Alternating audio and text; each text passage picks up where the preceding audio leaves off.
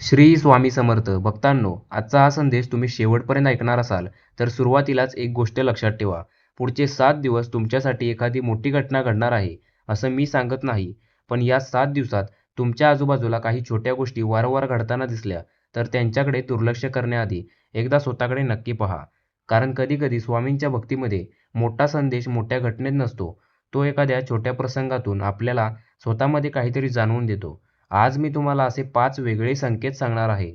यातील पहिला संकेत तुम्हाला अगदी साधा वाटेल, पण 5वा संकेत तुमच्या स्वतःच्या वागण्यात दिसू शकतो. म्हणून व्हिडिओ पुढे स्किप करू नका. शेवटी आपण एक छोटी प्रार्थना करणार आहोत. श्री स्वामी समर्थ. भक्तांनो, आपण अनेकदा देवाकडून एखादं मोठं उत्तर शोधत असतो. स्वामी, माझं काम कधी होणार? स्वामी, माझी अडचण कधी संपणार? माझ्या आयुष्यात चांगला काळ कधी येणार? पण भक्ती आपल्याला एक वेगळी गोष्ट शिकवते. प्रत्येक गोष्टीचं उत्तर लगेच मिळेलच असं नाही. कधी-कधी एखादा अनुभव आपल्याला थांबवतो. एखादी व्यक्ती आपल्याला काहीतरी विचार करायला लावते. कधी एखादी छोटी घटना आपल्या लक्षात राहते आणि त्यातून आपण स्वतःच्या आयुष्याकडे नव्या नजरेने पाहू लागतो. म्हणून आजचे संकेत भविष्य सांगणारे हमी नाही. हे स्वामींच्या भक्तीच्या दृष्टिकोनातून स्वतःकडे पाहण्याचे 5 प्रसंग समजा. संकेत क्रमांक 1. एकच गोष्ट वारंवार वेगवेगळ्या ठिकाणी समोर येणे. भक्तांनो, पहिला संकेत आहे एकच विचार, एकच शब्द किंवा एकच विषय तुम्हाला वेगवेगळ्या ठिकाणी पुन्हा ऐकायला मिळणे. समजा तुम्ही एखाद्या निर्णयाचा विचार करत आहात आणि अचानक एका व्यक्तीच्या बोलण्यात त्याच विषयाचा उल्लेख होतो. नंतर एखादा व्हिडिओ पाहताना त्याच विषयाशी संबंधित गोष्ट ऐकू लागतो आणि नंतर कुठेतरी पुन्हा त्याच विषयाची चर्चा होते.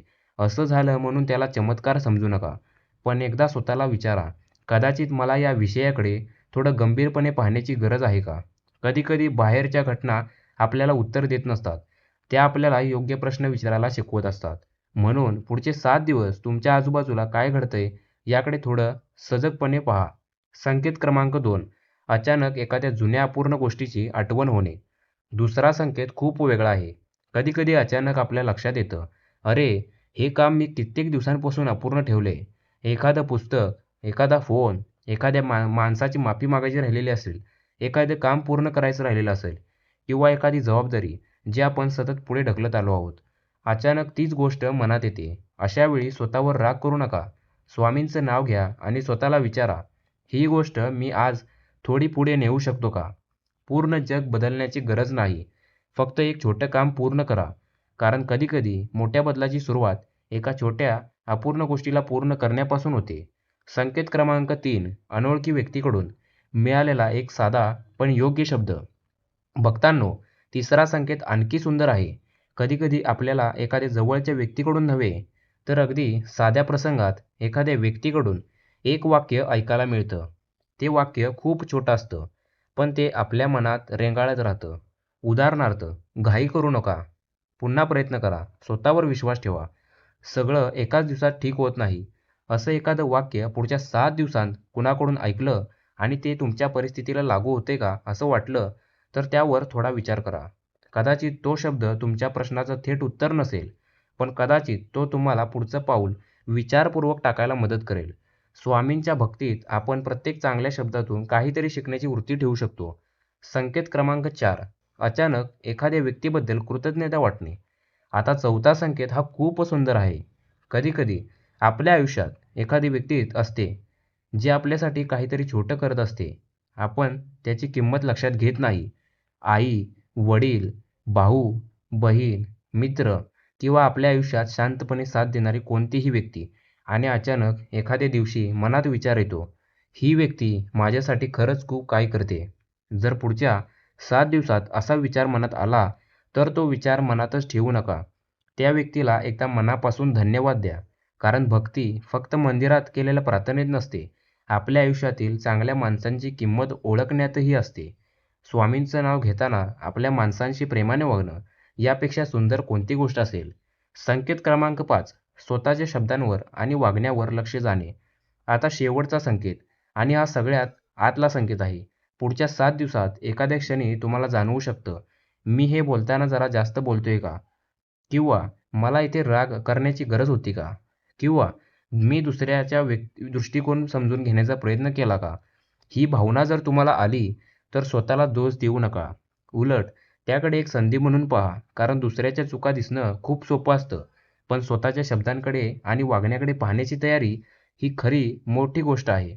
स्वामींच्या भक्तीत आपण बाहेरचं जग बदलण्यापेक्षा स्वतःच्या कृती सुधारण्याचा प्रयत्न करू शकतो. आणि म्हणून हा 5वा संकेत लक्षात ठेवा. कदाचित पुढचे 7 दिवस तुम्हाला कोणीतरी बदलण्याची संधी देणार नाहीत, पण कदाचित तुम्हाला स्वतःमध्ये एक छोटी सुधारणा करण्याची संधी देतील.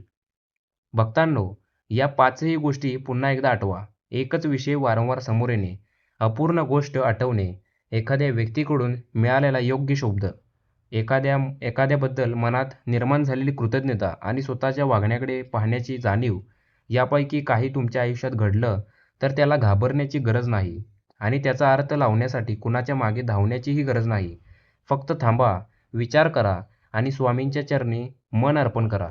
कारण आपल्या आयुष्यात काय घडणार आहे यावर आपलं पूर्ण नियंत्रण नसतं, पण आपण त्याला कसं सामोरं जाणार आहोत यावर आपण काम करू शकतो. कदाचित हा व्हिडिओ ऐकणाऱ्या एखाद्या भक्ताच्या मनात एक प्रश्न असेल, "स्वामी, माझ्यासाठी पुढे काय आहे?" तर आज त्या प्रश्नाचं उत्तर शोधण्याऐवजी एक छोटा विश्वास ठेवा. आजचा दिवस चांगला जगा. आज कोणाचं मन दुखावलं असेल, तर शक्य असेल तिथे ते सुधारण्याचा प्रयत्न करा. आज अपूर्ण काम असेल, तर त्यात एक पाऊल पुढे टाका. आज कोणीतरी तुमच्यासाठी चांगलं केलं असेल, तर त्याचे आभार माना आणि रात्री झोपण्याआधी स्वामींचं नाव घ्या. उद्याचा संपूर्ण मार्ग आजच दिसण्याची गरज नाही. एक पाऊल दिसत असेल, तर तेवढं पाऊल प्रामाणिकपणे टाका. आता मनातल्या मनात स्वामींना नमस्कार करा आणि म्हणा, "श्री स्वामी समर्थ. मला योग्य आणि अयोग्य यातील फरक समजण्याची बुद्धी द्या. माझ्या कृतींमध्ये चांगुलपणा द्या. माझ्या शब्दांनी कुणाचं मन दुखू नये अशी जाणीव द्या आणि जे माझ्या हातात आहे ते योग्य पद्धतीने करण्याची शक्ती मला द्या. श्री स्वामी समर्थ." भक्तांनो, या 5 पैकी तुमच्या आयुष्यात सध्या कोणती गोष्ट घडते ते कमेंटमध्ये एका शब्दात किंवा एका वाक्यात सांगा. आणि मनापासून स्वामींवर श्रद्धा असेल तर कमेंटमध्ये लिहा, "श्री स्वामी समर्थ." अशाच नवीन भक्तिमय संदेशासाठी चॅनलला सबस्क्राईब नक्की करा. पुन्हा भेटूया एका नवीन विषयासोबत, एका नवीन संदेशासोबत. तोपर्यंत स्वामींचं नाव मनात ठेवा. श्री स्वामी समर्थ.